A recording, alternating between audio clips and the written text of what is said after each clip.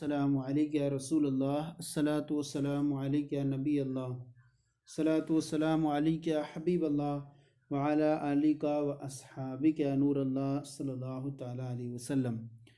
آج ہم ہدایت النحو کا سبق نمبر 50 پیش کر رہے ہیں، اور اس کے اندر ہم جو ہے حروف مشبہ بالفعل کے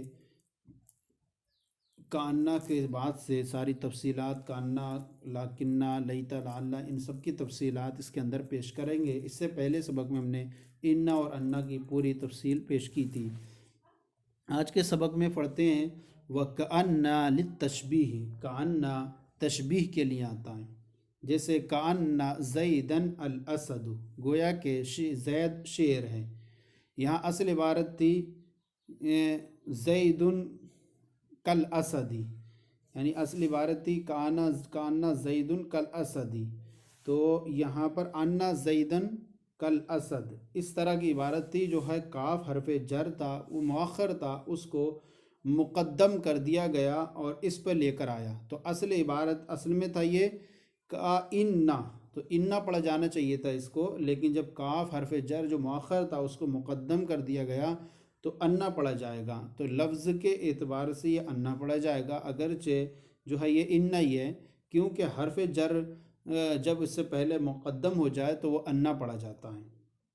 تو کاننا للتشبیہ، کاننا جو ہے وہ تشبیہ کے لیے آتا ہے، جیسے کاننا زیدن الاسد، وہ گویا کہ زید شیر ہے۔ وہو مرکب من کاف التشبیہ، اور یہ کاننا جو ہے مرکب ہے کاف تشبیہ سے، وَإِنَّ المکسور آتا ہے، اور اِنَّ مکسورہ سے، تو کاف تشبیہ ہے کا اِنَّ ہے، تو وہی اعتراض ہو رہا تھا کہ کا اِنَّ پڑھنا چاہیے، تو ہم نے بتایا کہ کاف حرف جر مقدم ہو گیا، اور کاف حرف جر آ جائے اس سے پہلے تو انا پڑھتے ہیں، تو اس اعتبار سے اس کو انا پڑھا جائے گا۔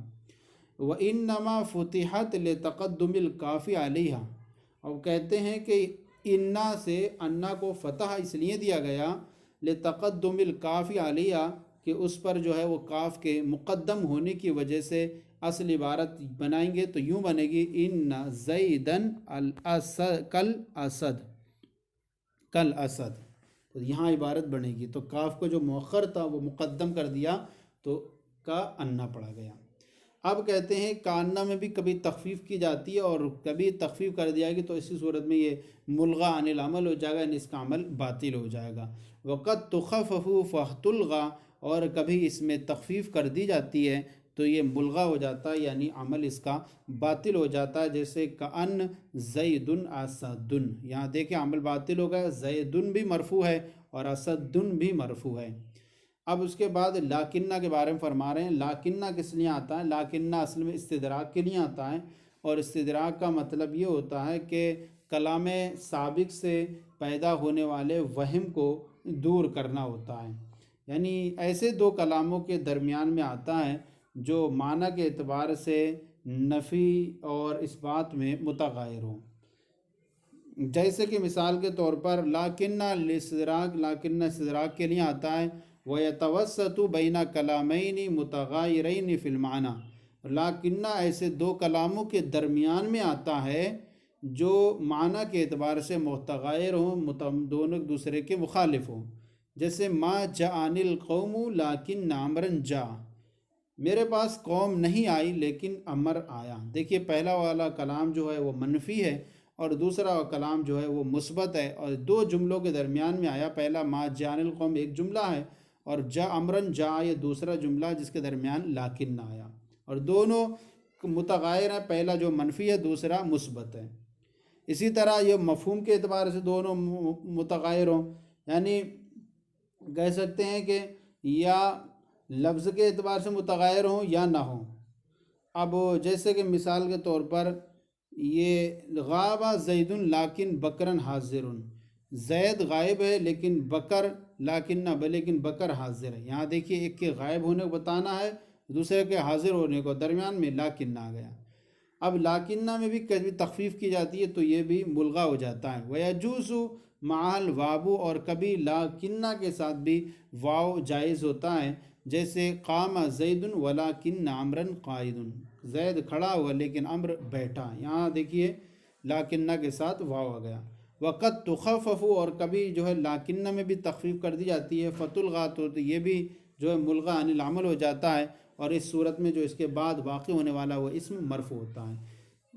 جیسے مشا زید، زید چلا، لیکن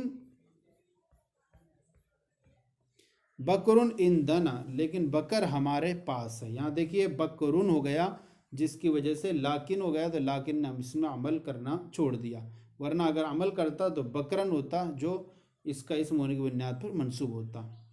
اب یہاں لاکنہ کے بارے میں ہو گیا. چوتھا ہے، پانچواں لیتا. لیتا یہ جو ہے تمنی کے لیے آتا ہے، اور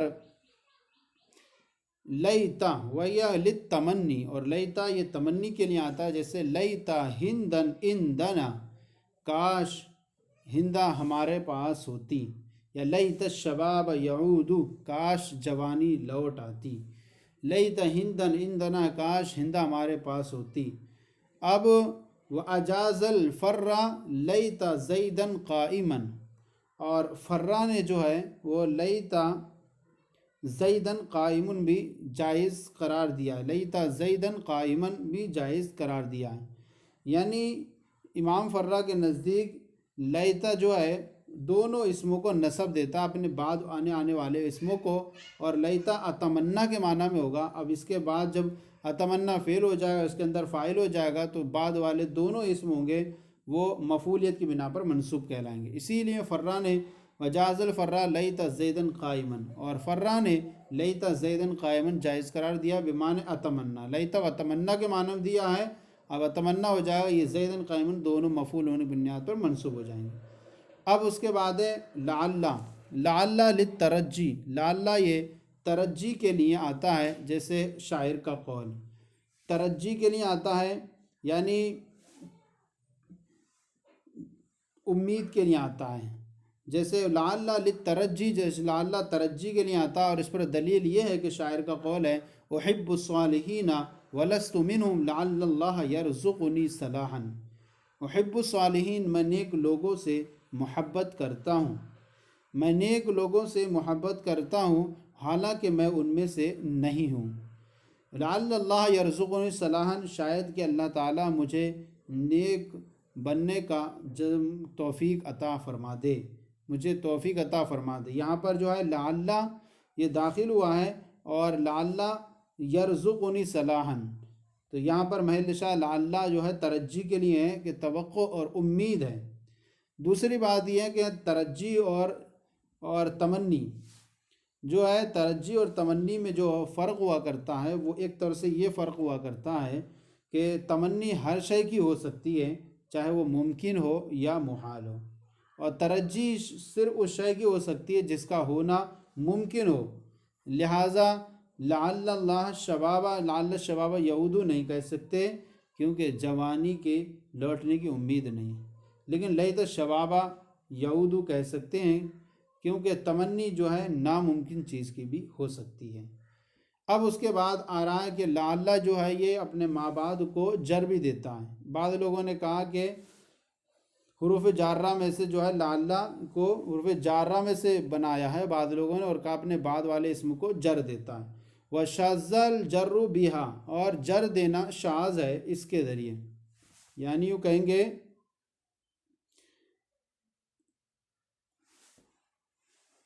وَشَذَّ الْجَرُّ بِهَا لَعَلَّ، اور جر دینا اس کے ذریعے شاذ ہے. جیسے یوں پڑھا جائے لَعَلَّ زَیدٍ قائم، یہاں لَعَلَّ کے ذریعے زید کو جر دیا گیا، تو کہہ رہے ہیں یہ شاذ ہے. اور اس طرح کی جو ہے اگر کسی نے بیان کی ہے تو وہ جو ہے اس کا اعتبار نہیں، شاذ عبارت ہوگی. اب یہاں پر ایک چیز بیان فرما رہے ہیں کہ لغتیں اس کے اندر، یعنی اس کے اندر لغتیں بیان فرما رہے ہیں. وفی لعل لغات، اور لعل میں چند لغتیں، ایک ہے اللہ لغت ہے اس کے اندر. اب یہ اللہ جو لغت ہے پہلی والی، اللہ میں جب پڑھیں گے تو لام کو حذف کر دیا جائے اور اللہ باقی رکھا جائے. دوسری انا، انا جو ہے یہاں پر جب پڑھیں گے تو انا میں لام اول کو حذف کر کے اور لام ثانی جو تھا اس کو نون سے بدل دیا جائے. اور اس کے بعد جو ہے یہ ایک لغت ہے انا، لعلہ میں انا کی تیسری لغت ہے لام اول کو حذف کر دیا جائے اور عین کلمے کو جو ہے وہ حمزہ سے بدل دیا جائے اور لام ثانی کو نون سے بدل دیا جائے۔ اور چوتھی لغت ہے لا انا، لا انا، پہلے لام کو باقی رکھا جائے اور عین کو حمزہ سے بدل دیں اور لام ثانی کو نون سے بدل دیں۔ اور ایک لغت ہے لا انا، صرف لام ثانی کو نون سے بدل دیا جائے اور وَإِنْدَ الْمُفَرَّد أَصْلُهُ اللہ، اور مفرد کے نزدیک جو ہے اس کی اصل جو ہے وہ اللہ ہے، اور صرف شروع سے لام زیدہ فی لام، اور اس کے شروع میں لام کو زائد کر دیا، والبواقی فروعن، اور باقی اس کی جو ہیں وہ فروع ہیں۔ تو کئی لغتیں اس کے اندر بیان کی، لیکن مبرد کے اصل اس کی نزدیک اصلی جو ہے اللہ ہے، شروع میں لام داخل کر دیا لا اللہ بن گیا، اور باقی جو ہیں وہ اس کی اللہ کی جو ہیں وہ فروع ہیں۔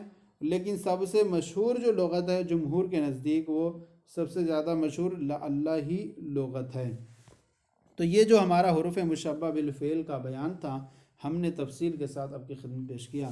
آج کا سلسلہ کیسا لگا ضرور بتائیں، کوئی کمی ہے تو اصلاح فرمائیں۔ ہمارے چینل کو سبسکرائب کریں، دوسروں کو شیئر کریں تاکہ دوسرے بھی آپ کے ساتھ ثواب میں شریک ہو جائیں۔ جزاکم اللہ۔